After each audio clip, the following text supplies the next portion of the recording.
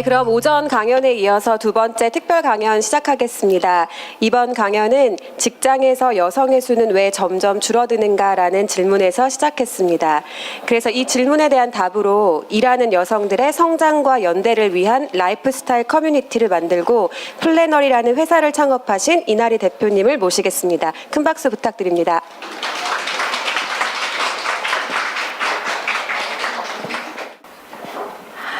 네, 안녕하세요. 이나리라고 합니다. 반갑습니다.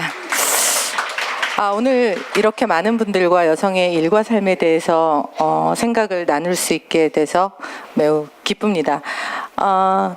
시간이 별로 없으니까 그냥 하고 싶은 말씀을 막 드리겠습니다. 저는 대학교 1학년 때부터 지금까지 계속 돈을 벌었었고 말 그대로 월급을 받는 생활을 시작한 것은 대학교 4학년 때 였으니까 지금 거의 한 30년 가까이 되고 있죠. 그런 정도의 경력이 있고 그동안 일을 쉰 적이 단 한 번도 없고 한 처음에 20년, 21년 정도는 기자로 일을 했고요. 그 다음에 한 3년 남짓은 비영리 재단에서 스타트업을 지원하고 투자하는 일을 했고 또 최근 3년 동안은 대기업에서 신사업과 투자를 총괄하는 임원으로 일을 했습니다. 그래서 이렇게 쭉 커리어를 들으면 뭔가 이렇게 탄탄대로를 걸어온 것 같고 금수저인 것 같은 그런 느낌을 받으시는 분들도 꽤 있으신데 실제로 그렇지는 않고요. 물론 그 사이에는 잘려본 적도 있고 정규직이 아닌 비정규직의 서름을 겪어본 적도 있고 다양한 부침이 있었습니다. 근데 그런 어떤 개인적인 특성이랄까 성향이랄까 환경이라는 걸 이제 완전히 제쳐두고 그냥 내가 여성이고 또 그중에서도 특히 아이를 낳아서 키우는 여성으로서 일을 하면서 겪었던 어떤 커리어상의 위기가 몇 번쯤 있었을까라고 이번 발표를 준비하면서 한번 헤아려 봤더니 큰 것만 따져서 한 9번 정도 있다는 생각이 들었고요. 작은 건 다 뺀 겁니다. 되게 큰 것만 이 정도 있다는 생각이 들었고요. 보통은 많은 분들이 여성이 경력 단절이 되는 어떤 이유는 거의 유일한 이유는 아이를 낳고 초반에 아이를 돌보기 굉장히 힘든 그 시기를 못 건너기 때문이다라고 많이 말씀을 하시는데 저는 단지 그렇지 않고 왜 사는 내내 곳곳에 어떤 어려움과 위기가 있을 수밖에 없는지에 대해서 그냥 제 경험을 바탕으로 조금 말씀을 드리는 것으로 이야기를 시작하고 싶습니다. 이런 9번의 고비를 겪을 때마다 사실 제가 심리적으로 굉장히 많은 그 어려움을 겪었었는데요. 바로 이런 감정들. 되게 외롭고 막막하고 죄의식이 느껴지고 가족에게 특히 아이에게 엄청난 죄의식이 느껴지고 더 이상은 나 자신으로 살 수 없을 것 같은 불안감, 그 다음에 체념, 때로는 심지어 거의 공포심을 느끼던 때도 있었습니다. 이런 많은 부정적 감정들과 거의 평생 싸우면서 일을 했다는 생각이 듭니다. 제가 이렇게 대충 정리를 좀 해봤는데요. 제가 대학교 4학년 때 91년이었는데 그 당시에는 진짜 갈 곳이 없었습니다. 제가 여대를 나왔는데 그때 어떤 의류 신생기업이 대졸 여사원 공채라는 걸 처음 했어요. 얼마나 갈 공채가 없었냐면 여성들이 우리 학교 4학년의 절반이 그 회사의 원서를 냈다는 소문이 돌았고 소문이 아니라 거의 제가 볼 땐 사실이었다고 느껴집니다. 왜냐하면 도서관에 있는 거의 모든 애들이 그 원서를 쥐고 있었고 심지어 그 회사는 그 교회에 다녀야 된다는 조건이 있었는데 그것 때문에 급하게 세례를 받느라고 다들 막 난리가 났었던 그런 기억이 나는데요. 일단 지금 당연히 그 여성들을 공채하는 대부분의 기업들이 전혀 여성을 뽑지 않았었습니다. 그래서 저도 대학교 4학년 때 집이 좀 어렵고 하다 보니까 하고 싶은 그 언론고시 이 준비는 하지를 못하고 그냥 갈 수 있는 곳에 조그만 회사에 일단 들어갔었죠. 그래서 이때 이제 먹고 살 수 없을지 모른다는 공포에 한번 크게 시달렸었고요. 그 다음에 제가 조금 일찍 결혼을 했습니다. 93년도에 결혼을 했는데 신랑이랑 저랑 좀 없는 집에 맞이 이렇다 보니까 시골에서 올라오신 시부모님을 모시고 한 집에 살게 됐어요. 그래서 생전 본 적도 없는 연세 드신 분들과 한 집에 살면서 24시간 이제 회사 갈 때만 빼놓고 같은 장소에서 시간을 보내야 한다는 게 상당히 어렵게 느껴지더라고요. 하지만 제가 또 그때는 며느라기인 관계로 잘 보이고 싶고 잘하고 싶은 욕구에 또 시달리느라고 더 힘들었습니다. 근데 이제 시어머님 모시고 이렇게 시장에라도 이렇게 가면 누가 봐도 시어머님을 모시고 온 새댁이잖아요. 그러니까 이제 시장에 있는 상인분들이나 이런 분들이 어이 아줌마 이렇게 당연히 부르고 버스를 타도 그렇게 부릅니다. 그게 사실 그렇게 모욕적인 말은 아니었지만 제 스스로는 이상한 충격을 받았어요. 아, 내가 회사라는 걸 다니지 않으면 나는 그냥 아줌마구나. 나는 어떻게 해서든지 아줌마 아닌 딴 이름으로 불리면서 살고 싶다. 어린 마음에 그런 생각을 했었던 것 같고요. 그리고 그 당시 저는 어떤 신문사에서 노조를 만들었다 잘리고 또 다른 신문사에서 아르바이트 기자를 하고 있었는데 임신을 하면 잘리잖아요. 비정규직이니까. 그래서 어떻게든 임신하기 전에 정식 직원이 돼야 한다는 절박감 때문에 무척 고민을 했었던 기억이 납니다. 그래서 다행히 정규직이 되고 그 직후에 아기를 가졌다는 말을 할 수 있어서 굉장히 다행이었던 상당히 행운이 그나마 따랐던 때라고 할 수 있고요. 95년도에 이제 드디어 아이를 낳습니다. 제 아들이 지금 그래서 군대에 가 있는데 벌써 24살 이렇게 됐죠. 근데 아이를 낳는 그 시점이 보시다시피 지금부터 한 20년쯤 전이니까 모성보호 제로까지는 아니죠. 거의 모성보호가 없는 시대였겠죠. 일단 우리 애는 세상에 못 태어날 뻔했습니다. 제가 헬리콥터 타고 취재를 갔다 오는 바람에 유산을 할 위기에 처해서 병원에 응급실에 달려갔더니 의사가 이 아이는 이미 끝났다. 빨리 수술을 하자. 라는 얘기를 했었고, 다만 그 옆에 있던 어떤 그 레지던트이신 분이 살짝 찾아오더니 아직 완전히 떨어지진 않은 것 같으니까 조용히 빠져나가서 이틀만 누워있다가 다시 와보라고 하더라고요. 근데 이틀을 누워있을 수가 없었어요. 회사에 얘기를 하고 이틀을 누워있을 수가 없었기 때문에 하루 누워있다가 하루 좀 넘어서 병원에 다시 갔더니 다행히 아이가 아직 자궁에 남아있다, 붙어있다라고 해서 그 아이를 보듬어서 10개월, 9개월 후에 낳았죠. 그게 지금 제 유일한 자식인 제 아들입니다. 그리고 출산휴가가 2달이었는데요. 그 2달을 풀로 쓰기 위해서 정해진 날에 아이를 낳았어야 됐어요. 그런데 애가 안 나오는 거예요. 그래서 아이를 낳기 위해 촉진제를 맞았죠. 촉진제를 맞았더니 아직 안 나올 애를 억지로 밀어내다 보니까 아이가 무척 힘들었나 보죠. 아침에 한 9시, 8시부터 진통을 시작해서 오후 5시까지 진통을 했지만 못 나와서 결국 수술을 했습니다. 너무 속이 상했어요. 병원비도 너무 아까웠고 2달밖에 안 되는 그 휴가에 일주일을 병실에서 한 5일 정도죠. 병실에서 보내야지 됐잖아요.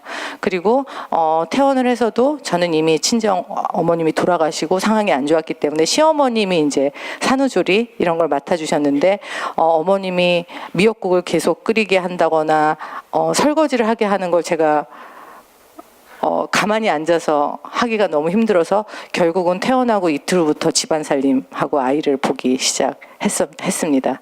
그리고 이제 출산 휴가가 끝날 때가 다 됐는데 마음이 너무 불안한 거예요. 2달을 다 채우고 나가면 안 될 것 같은 거예요. 뭔가 2달도 다 채우지 않고 나와서 열심히 일하는 사람이 되고 싶은 거예요. 그래서 며칠 앞당겨서 출근을 했어요. 그러면서 칭찬받고 싶었어요. 쟤는 출산휴가도 다 채우지 않고 나와서 일하는 사람이다. 예, 그런 말을 듣고 싶어 했던 그런 아주 못생긴 못난 여성이었습니다. 그리고 이제 갑자기 없던 숫자가 생겼죠. 저 4는 우리 아들의 나이입니다. 그 옆에는 제 나이고요. 이때부터는 아이를 빼놓고는 제 커리어를 얘기할 수가 없기 때문에 제가 그냥 아이 나이를 저기다 넣어버렸는데요. 아이가 이제 4살이 됐어요. 그때까지 엄청나게 많은 일이 있었겠죠. 저는 정말 나쁜 엄마가 됐습니다. 일을 잘하고 싶고 또 직업이 기자이기 때문에 집에 잘 없죠. 아이는 엄마가 보고 싶어서 보채는 단계를 넘어서서 엄마가 집에 가거나 아니면 나와도 매달리지 않는 단계가 됐어요. 그런 상황이 한 2년 가까이 이어졌는데 아이가 나중에 커서 얘기하더라고요. 아, 준영이 너는 엄마가 이렇게 가끔 너 보고 그래도 엄마 별로 반가워하지도 않고 그랬잖아 라고 했더니 우리 아이 얘기가 그렇게 해도 엄마는 갈 거기 때문에 자기는 그러지 않았다 라고 초등학교 때 얘기를 하더라고요. 그러니까 저도 당연히 그런 느낌을 알고 있었고 그렇기 때문에 늘 뭐라고 표현할 수 없는 정말 강한 죄책감과 부담감에 시달리면서 직장을 다녔죠. 정말 회사를 그만두고 싶었어요. 그때 만약 경제적으로 상황이 괜찮았다면 저는 아마 그만둬 버리지 않았을까라는 생각하고 실제로 이때쯤 굉장히 많은 여성들이 회사를 그만둡니다. 그리고 아이가 이제 8살이 되면 어디에 가죠? 학교에 갑니다. 다른 전업주부 어머님들이랑 제가 너무 비교가 되기 시작하는 거예요. 애가 한 2학년 때쯤 됐는데 어떤 학부형이 전화를 하셨어요. 그때 그 학교가 조금 특별하게 특별활동으로 스케이트장에 갔는데 여름이 다 돼서 한 5월쯤 그 어머니 얘기가 준영이는 거기서 유일하게 반팔을 입고 스케이트를 타는 아이래요. 전 우리 애가 스케이트 타는 줄 몰랐어요. 스케이트장에 가는 줄을 몰랐어요. 그래서 다른 어머니들이 한 번 안 입고 오고 그러길래 그 다음에는 다른 엄마들이 스웨터를 챙겨와서 우리 아들을 입히고 그랬는데 어떤 엄마가 참다 못해서 이 아동학대를 하는 엄마한테 이제 화가 나서 전화를 하신 거예요. 어떻게 아들이 스케이트장 가고 이런 거 가는데 그 추위에 반팔을 입고 애를 보내냐고. 근데 제 반응이 더 가관이었죠. 스케이트장 갔어요? 제가 이런 반응을 보였기 때문에 가방도 막 잃어버리고 집에 오고 숙제를 어떻게 하는지도 몰라요. 그런 사실을 제가 깨달을 때마다 굉장히 깜짝깜짝 놀래고 또 심각하게 고민을 하죠. 그만둬야 되나? 그만두지 않아서 우리한테 아이가 너무 뒤처지면 어떻게 하나? 이때 실제로 굉장히 많이 그만두십니다. 아이가 학교를 들어가면. 그 다음에 11살, 마의 4학년. 뭐가 오픈이 되죠? 성적. 대충 생각하죠. 내 아이인데 그래도 웬만큼은 하지 않을까. 그래도 산수는 어느 정도 하지 않을까. 국어는 어느 정도 하지 않을까. 못합니다. 이제 그걸 발견을 합니다. 요즘은 성적표가 초등학교 때 어떻게 나오는지 모르겠지만 우리 애가 학교 다닐 때 4학년 때 드디어 점수 이런 거를 집으로 보내주는 거예요. 근데 충격적인 점수가 나오는데 역시나 엄청나게 갈등을 했죠. 그만둬야 되는 거 아닌가. 그리고 이때는 커리어적으로도 굉장히 큰 고민에 빠지는 시기가 옵니다. 사실 34살 이때쯤에 이미 시작이 되기는 하지만은요. 여성으로서 위를 보는데 이때쯤 나이가 되면 사람이 없어지기 시작해요. 그래서 나보다 좀 나이가 많고 좀 정말 적극적으로 잘 나가고 있는 그런 여자 선배가 있다면 그분을 보면서 좀 희망을 얻을 텐데 그런 사람이 거의 없어요. 그러면서 나도 결국은 앞으로 한 3년 5년 막 이렇게 애를 내팽개치고 이렇게 막 뼈와 피를 태워서 살을 태워서 일을 해도 결국은 3년 후 5년 후 나한테도 기회가 없고 자리가 없는 게 아닌가라는 불안이 이제 시작이 되고요. 지금 하는 이 일을 내가 정말 40, 50 이후에도 할 수 있는 일인가에 대해서 심각하게 고민을 하게 됩니다. 그래서 그런 개인의 커리어에 대한 갈등, 미래에 대한 불안, 또 아이에 대한 죄책감 이런 것들이 결합이 되면서 이때쯤 또 많은 분들이 커리어를 전환하는 것보다는 사표를 내는 그런 단계로 많이 들어가시는 것 같아요. 일단 사표를 내고 보자. 그 다음에는 또 그 다음 일을 할 수 있겠지. 이렇게 자기 위안을 하게 되죠. 우리 애가 이제 15살이 됐습니다. 마의 중2병. 예, 중2병이 이제 시작이 됩니다. 이제 우리 애는 중2병을 심하게 앓진 않았지만 저 때 이제 속마음을 엄마한테 얘기를 했죠. 제가 굉장히 놀란 것이 아이가 초등학교 때 왕따를 당한 적도 있었고 나 죽어버릴까 이런 생각을 한 적도 있다는 걸 저는 저거보다 이제 조금 더 전에 알았어요. 그래서 아이가 원하기도 하고 저도 너무 불안해서 소아 상담, 심리 상담을 하는 곳에 가기도 하고 심지어 그곳을 가는 것조차 엄마인 저는 직접 데려다 주지 못하고 아이가 버스를 타고 다녔습니다. 그래서 그런 과정을 겪고 아이가 심리적으로 굉장히 어려운 중학교 2학년을 보내면서 그리고 제 스스로도 아까 말씀드렸듯이 어찌어찌 하다 보니까 이제 40이 넘었어요. 이제는 정말 저보다 선배가 거의 없는 그런 상황이 됐어요. 아이는 이렇게 힘들어하고 하는데 내가 또 회사를 계속 다니는 게 맞나? 그리고 이때는 이미 커리어가 한 10 몇 년이 지났기 때문에 세상이 많이 바뀌었죠. 저 때 2009년, 2010년 2009년이었습니다. 세상이 막 모바일 세상이 되고 바뀌어가는데 나는 그 바뀐 속도를 과연 따라가면서 살고 있나, 하던 일만 계속해도 될까, 이런 변혁의 시대, 혁명의 시대에 그런 불안감들. 그래서 또 한 번 굉장히 거의 우울증이라고 생각할 만한 위기를 제가 겪었던 기억이 나고요. 18이면 대학 입시가 시작이 됩니다. 제가 아는 대단히 그 유능한 삼성그룹의 모 여성 임원이 있으신데요. 그분도 전 나이가 됐을 때 결국 25년의 커리어를 접고 사표를 냈습니다. 온 곳에서 압박이 들어오더래요. 야, 네가 아무리 회사 다니고 잘 나간다고 해도 네 아들이 대학 떨어지면 그게 네 인생에 뭐가 남냐. 뭐 이런 얘기들을 가족 친척들이 아무렇지 않게 하고, 스스로도 내가 만약에 아무리 성공을 해도 우리 애가 좋은 대학 못 가면 나는 그냥 실패한 엄마 아닌가, 그런 생각에 굉장히 시달리고, 저는 이 문제를 가뿐히 처음부터는 아니고 고민 끝에 가뿐히 해결했습니다. 아무 데나 가라.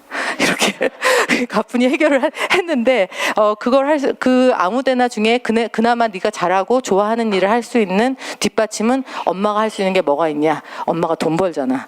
그래서 돈으로 좀 뒷받침할 수 있는 부분들이 있으면 좀 하고, 그리고 그냥 욕심을 버리고 아이가 원하는 길을 가게 하는 것으로 해결을 보긴 했습니다만, 역시 대단히 큰 위기를 겪었었고요. 그리고 2017년이면 작년이죠. 제가 드디어 이제 늙었다라는 말을 들어도 별로 할 말이 없는 나이에 진입을 하고 있더라고요. 이 당시에 제가 대기업의 임원으로 일을 하고 있었는데, 전체 임원 중에 여성이 딱 3명이 있는 조직이었습니다. 회사였는데 걱정을 많이 하고 불안하기도 하고 속상하기도 했고요. 뭐냐 하면, 오케이, 여기서 더 일을 하고 또는 다른 회사에 또 옮겨가서 일을 하고 좋아. 하지만 계속 누군가의 밑에서 일을 한다. 밑이란 표현은 그렇지만 조직에 속해서 일을 하는 사람으로서 여성인 내가 또 어디까지 영향력을 행사하고 내 어떤 야망이랄까, 꿈을 이룰 수 있을까. 그 부분에서 답을 찾기가 굉장히 어려웠고, 제가 내린 결론은 불가능하다 였습니다. 그래서 저는 최근에 회사를 그만뒀고, 새로운 일을 제가 평생 할 수 있고, 저라는 사람으로 계속 갈 수 있는, 뭐랄까, 회사를 다니지 않아도 더 이상 그냥 아줌마나 할머니라고 불리지 않아도 될 무언가를 직접 만들기 위해서 지금 노력을 하고 있는데요. 조금 이따 말씀을 드릴게요. 자, 상황이 이렇다 보니까 아시다시피 다 아시죠? 결혼을 꼭 해야 되느냐라고 하는 질문에 대해서 이제는 단지 30%의 여성만이 결혼을 해야 될 것 같다라고 얘기합니다. 2010년부터 한 6년 사이에 한 50% 가까이 되던 퍼센테이지가 30%로 떨어졌고요. 그 짝이 될 남성분들도 굉장히 결혼을 꼭 해야 되느냐라는 문제에 대해서 이제는 회의적인 반응을 보이는 상황이 됐죠. 결혼을 하면 왠지 아이를 낳아야 될 것 같고, 아이를 낳은 다음에 제가 아까 말씀드린 그런 과정을 겪어야 된다는 것을 주변 사람들의 삶이나 이런 것들을 통해서 우리가 충분히 알고 있으니까요. 그렇다 보니까 요즘 뭐 뉴스에 많이 나오잖아요. 출산율 막 팍팍팍 떨어진다. 뭐 전년보다 심지어 12% 감소했다. 뭐 OECD 최저다. 뭐 저는 이런 말을 들어도 걱정이 된다기보다 솔직히 말하면 그럴 줄 알았지. 라는 생각이 듭니다. 여성들한테 돈 조금 더 주고 육아휴직 한 달 더 쓰게 해준다고 해서 과연 여성들이 아이를 낳겠다라는 결심을 할 수 있을까? 제가 아까 말씀드린 것처럼 저렇게 도처에 지뢰가 널려 있고 깔려 있는데 과연 그때 집중해서 뭔가 조금 더 해준다고 해서 우리가 아이를 낳을까? 저도 옛날에 똑똑했으면 안 낳았을 거예요. 그때는 정말 뭘 몰라서 아기를 낳았습니다. 물론 지금 아들은 저한테 너무나 큰 기쁨이지만 제가 아까 말씀드린 것 같은 그런 과정을 미리 알았다면 아마 결심을 하기 굉장히 힘들었겠죠. 그런데 제가 자료를 찾다가 재밌는 걸 발견했어요. 세종시는 엄청 출산율이 높은 거예요. 예, 거의 2명 가까이 아이를 낳습니다. 왜요? 저기 누가 많죠? 그렇습니다. 그러니까는 여성이나 또는 그 남성, 그 가정이 아이를 낳아도 계속 일을 할 수 있고 커리어상에 아주 결정적인 불이익을 안 볼 수도 있다. 라는 확신이 든다면 우리는 아이를 낳을 수도 있다는 거예요. 그러니까 지금 젊은 분들이, 어린 친구들이 공무원 하겠다고 달려든다고 해서 꿈이 없다, 무슨 뭐 야망이 없다, 뭐 이렇게 얘기하는 거는 굉장히 불합리하고 불공평하다는 생각이 듭니다. 그 똑똑한 친구들이 왜 공무원을 하려고 생각을 하겠습니까? 보시면 이때 이제 여성의 고용률이 확 한번 떨어집니다. 아까 말씀드린 여러 그 고비들 중에서 이때가 바로 출산과 나이가 어린, 그래서 시어머님이나 친정어머님의 도움을 받지 못할 경우에는 거의 방법이 없는 그 시기로 이제 들어가기 때문이고요. 그러면서 다시 고용률이 오르는데 이때는 어떻게 되죠? 직무 환경이 굉장히 나빠집니다. 제가 또 자료 찾으면서 되게 놀란 게요. 여성 근로자의 거의 절반 가까이가 비정규직인데 그중에 50%는 심지어 시간제입니다. 남성 근로자의 같은 경우엔 26%가 비정규직이고 그중에 25%가 시간제예요. 지금 여성들이 취업률이 높다 이런 얘기를 많이 하지만 그 높은 취업률의 상당수는 바로 이런 상당히 불안한 직무 환경에 처해 있는 분들이라고 할 수 있고요. 뭐 우리가 많이 얘기하죠. 여성 임금은 남성의 64.1%, OECD 최저. OECD에서 가장 그 남성과 여성의 임금 차이가 많이 나는 그 자랑스러운 대한민국입니다. 그래서 우리는 사실 여기 있으신 분들 중에서 대기업에 이렇게 공채로 들어갔다, 아니면 조금 안정적인 직장에 진입을 했다고 하면 이런 느낌이 별로 강하게 느껴지시지 않으실 수도 있어요. 하지만 그렇지 않은 분들이 훨씬 더 많은 거고요. 그리고 연봉이 올라갈수록 한 번 휴직을 하면 어떻게 돼요? 뭔가 불이익이 생기죠. 육아휴직 한번 할 때마다 승진해서 늦어지고, 고가가 그 육아휴직하고 돌아와서 최고 상위 고가 받을 수 있나요? 단언컨대 그런 회사는 없습니다. 육아휴직을 받고 들어오면 그 팀에서 최하의 고가를 주는 경우가 거의 비일비재하고요. 그리고 그 부분에 대해서 항의할 수 있는 분위기냐? 전혀 그렇지 않습니다.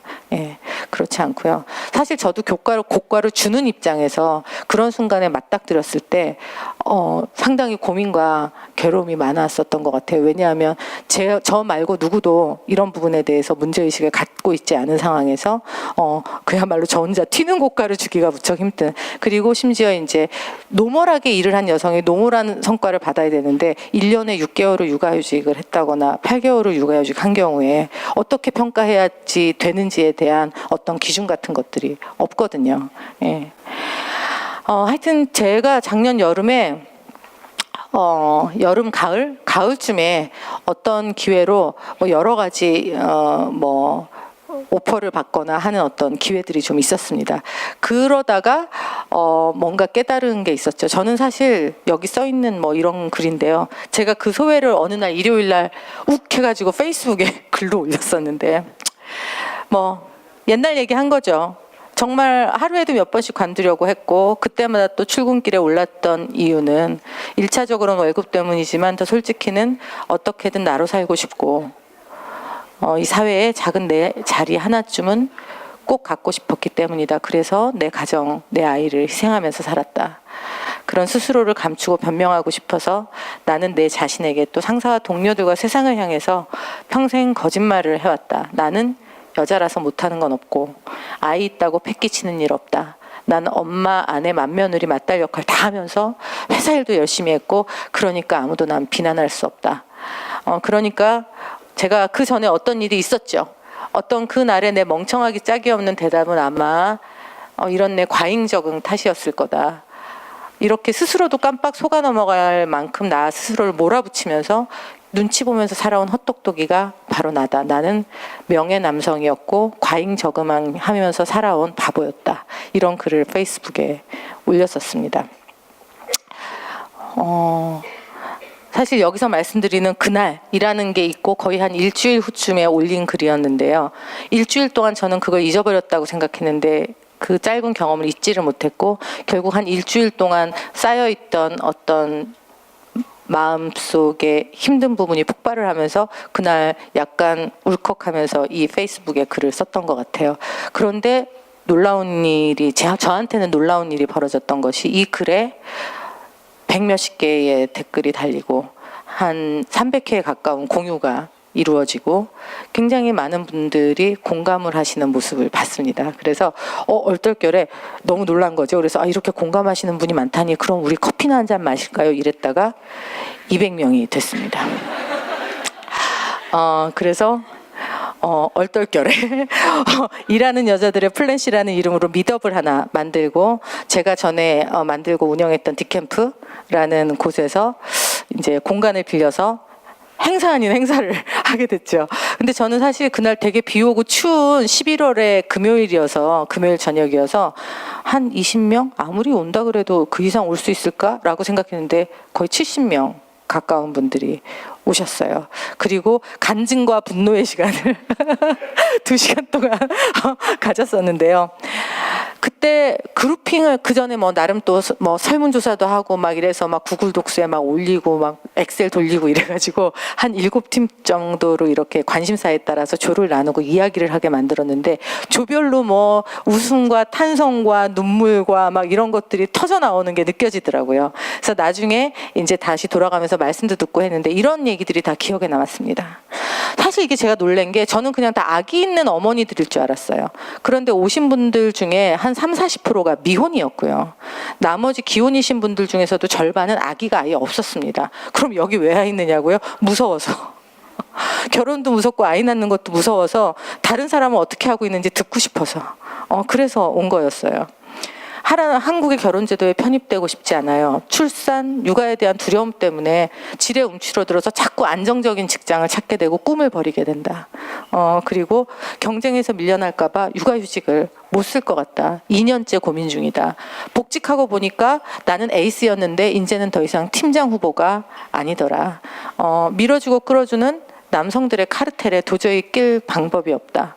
어느새 내가 최고참 여직원이다. 과연 나는 언제까지 회사를 다닐 수 있을까요? 이 말씀을 하신 분은 어떤 그 공공연구소의 박사이신 책임연구원이셨습니다. 그 연구원 전체를 통틀어서 40대 중반인 본인이 최고령의 여성이에요. 그분은 지금 세종과 서울에 떨어져서 너무나 힘든 그 가정생활을 하고 있고 아이들도 힘들어하기 때문에 그만두고 싶지만 본인이 그만두면 다른 여성 연구원들이 너무 힘들을까봐 회사를 그만두지 못하고 있는 상황이었습니다. 예. 이런 말씀들을 저희가 현장에서 들었고 제가 앞에 쭉 말씀드렸던 것들이 사실이라는 걸 시간 다 됐어요. 한참 지났어요. 이제 안 끝내면 혼난다.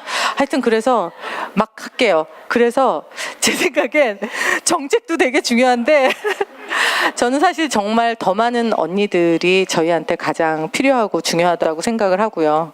보시면은 일단 우리나라는 의사결정 권한을 갖고 있는 자리의 여성이 매우 적습니다. 다른 나라랑 비교해서 보시면은 여성 임원 비율도 우리나라 몇 프로죠? 한 2.7%, 50대 그룹에 그다음에 등기 임원 1.6%. 근데 외국 보세요. 비교할 수 없는 수치죠. 이렇게 그 윗자리에 여성이 없는데 어떻게 여성이 조직에서 일을 하는 환경이 만들어질 수 있겠어요. 그래서 지금은 트레발이라는 북클럽에서 제가 언니의 회사 생활, 언니의 사생활이란 어떤 독서 모임을 하나 하고 있는데요. 제가 이렇게 공지를 올렸더니 정말 많은 분들이 단시간에 모이셨습니다. 그래서 요즘 한 달에 한 번씩 재미있게 책을 읽으면서 이 주제로 얘기를 하고 있고요. 그리고 저는 그런 고민을 바탕으로 해서 지금 언니의 사생활이라고 하는 언사라는 이름의 일하는 여성을 위한 소셜 클럽을 만드는 스타트업을 창업을 했습니다. 그래서 아지트와 커뮤니티와 프로그램이 같이 있는 그런 어떤 클럽을 꾸려가려고 생각을 하고 있고요. 여러분들의 많은 조언 부탁드리고요. 사실 우리에게는 정말 많은 언니들이 필요합니다. 일단 숫자가 많아야 되고요. 그리고 많은 영향력과 힘을 가지고 있는 언니들이 필요하고 무엇보다 서로 도와가고 연대할 수 있는 언니들이 필요합니다. 오늘 이 자리가 그런 언니들에게 꿈과 희망을 불어넣고 좀 서로 손을 잡을 수 있는 계기가 됐으면 좋겠습니다. 감사합니다.